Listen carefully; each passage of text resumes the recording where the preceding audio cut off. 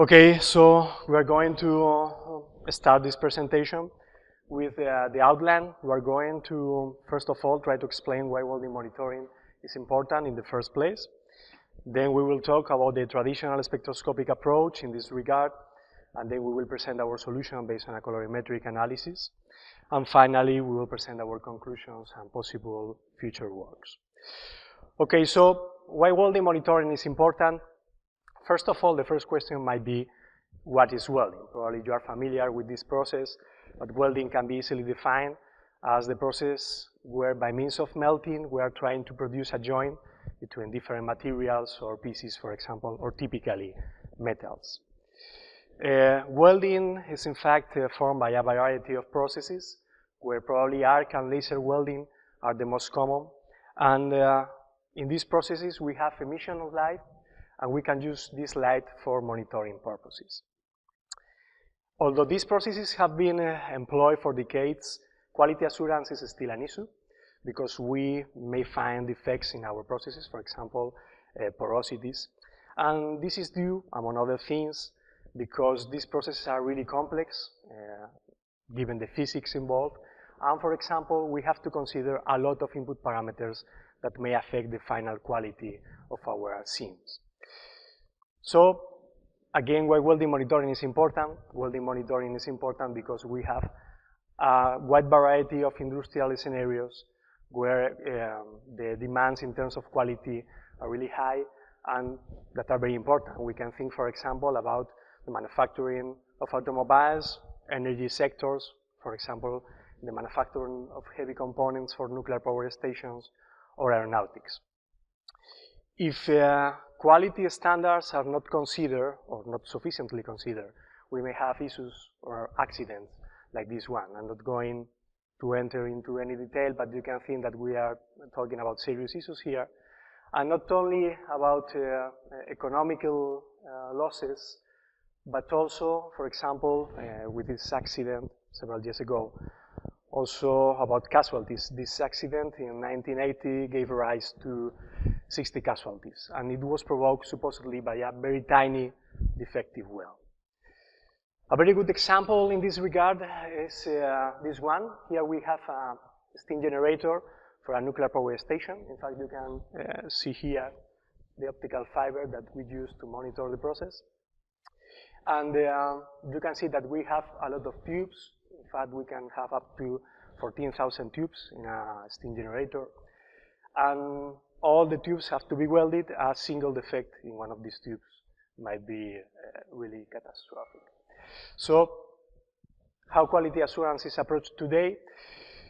Typically, online monitoring systems, that is what we are going to talk about, are not considered or not typically used. Before the process, a lot of time and effort is devoted to try to find the optimal parameters that will minimize the appearance of defects. And afterwards, non-destructive techniques such as X-rays or magnetic particles are employed in order to ensure that the quality standards are fulfilled.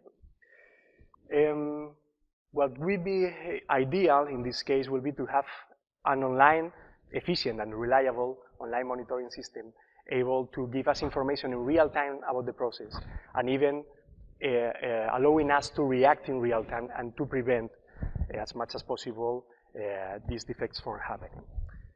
So we are going to talk now about the traditional spectroscopic approach, but first of all, I would like to mention that we have another solutions also, for example, based on electric sensors, on machine vision solutions, on infrared thermography that can be also used as an online monitoring system, or even acoustic monitoring of these welding processes.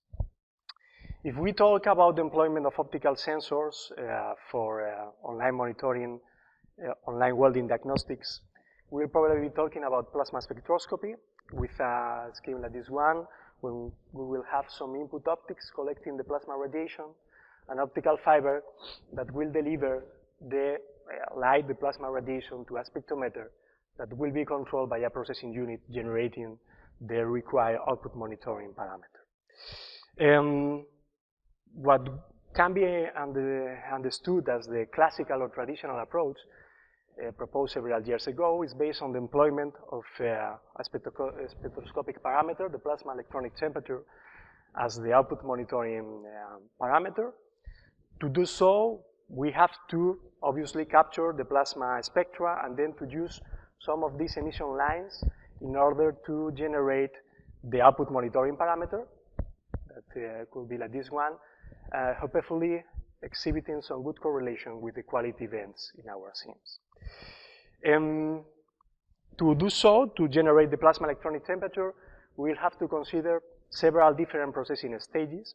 And one of these stages, the line identification stage, which means that we will have to associate to these emission lines its corresponding plasma species, can be a little bit complicated or tricky depending on the situation. We may have issues, for example, regarding the resolution of our spectrometer or the spectroscopic database employed. And all in all, it will be interesting to try to avoid this identification stage.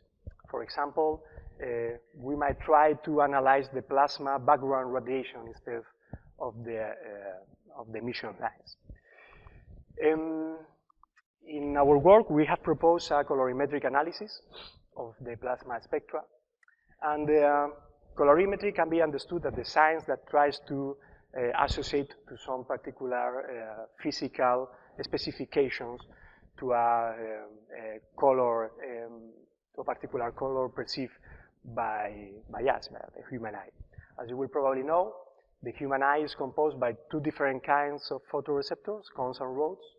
And cones are responsible for color vision.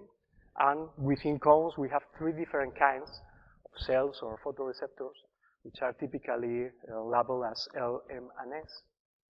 And that can be roughly associated with the red, green, and blue wavelengths. Several years ago, this organization, the CIE,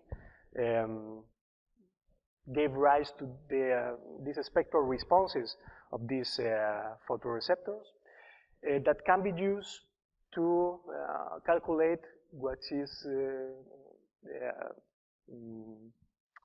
typically referred to as the XYZ stimulus or color space. To calculate this in our particular case, we will have to use these spectral responses and obviously our captured plasma spectra. However, we haven't used this particular color space. By a simple transformation, we can migrate to the XYZ, to the more familiar RGB color space. But in fact, we haven't used the RGB color space, but we have used this one, which stands for hue, saturation, and luminance. So apart from these three parameters that can be easily calculated from the RGB color space, as you can see here, we have also considered the color temperature that can be defined as the color associated with a light source in comparison to the color of a black body radiator heated to a specific temperature. So with these four parameters in mind, with an experimental setup involving obviously all the optics, several spectrometers, for example, and an arc-welding setup, we have performed a lot of welds in order to validate this proposal. We have introduced obviously some perturbations in our SIMs, in our welds, in order to test the sensitivity of the different parameters to these perturbations. Here, for example, we have provoked a modification in the cutoff distance, the distance between the electrode and the plates. And we have also performed a shortage in the protection glass flow rate.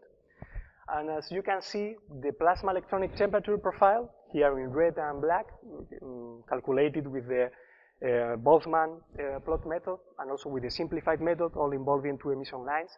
You can see that we have a good response to the first perturbation, but the second one seems to be undetected. However, the color temperature profile seems to exhibit a more or less good response to the first defect and a clear response to the second defect. We have also analyzed a different situation, for example, a modification in the welding current from the nominal value to different steps. And you can see that again, the plasma electronic temperature does not seem to exhibit a good response to these perturbations, while the color temperature profile seems to exhibit a good response. If we analyze instead of the color temperature profile, the hue, saturation, and luminance parameters, you can see that, for example, in the case of the saturation, we have a response similar to the one obtained with the color temperature profile. We have also compared the results obtained using different spectrometers. Here we have included the comparison between two spectrometers. We have used the spectrometers, and apart from the theoretical spectral response, we have also measured the spectral response in the laboratory in order to perform a more accurate analysis. You can see here our first spectrometer and the second one. And we have tried to analyze the differences between these spectrometers. Here we have another example of a scene with perturbations, two gas flow rates with different intensities here, and again a cut-off distance perturbation.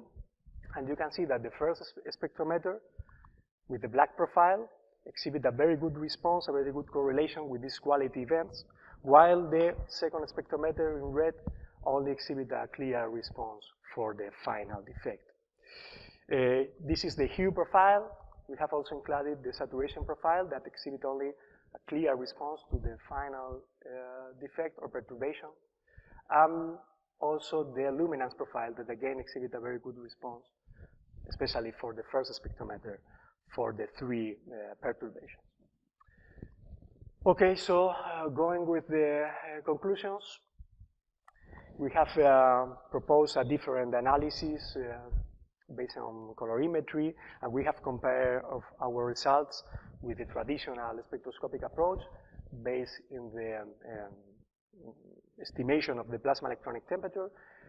What can be understood as a feasibility study, we think that we have obtained some good results that avoid the employment of the identification stage in the processing scheme. This also implies that the solution is computationally efficient and that it can be obviously employed in real time or for real-time analysis. It also avoids some issues regarding the spectrometers in real industrial scenarios, for example, the necessity of performing recalibration for these spectrometers, and all in all, this is also a cheaper or less expensive solution because we can use more cheaper spectrometers and setups. We think that it's a worth exploring solution for different industrial scenarios. In fact, as a future work, we are currently working on a project in Spain with a company devoted to the fabrication of big traps for transportation, and we are going to check this solution in this field. And that's all. I would like to thank you for your attention. And if you have any questions.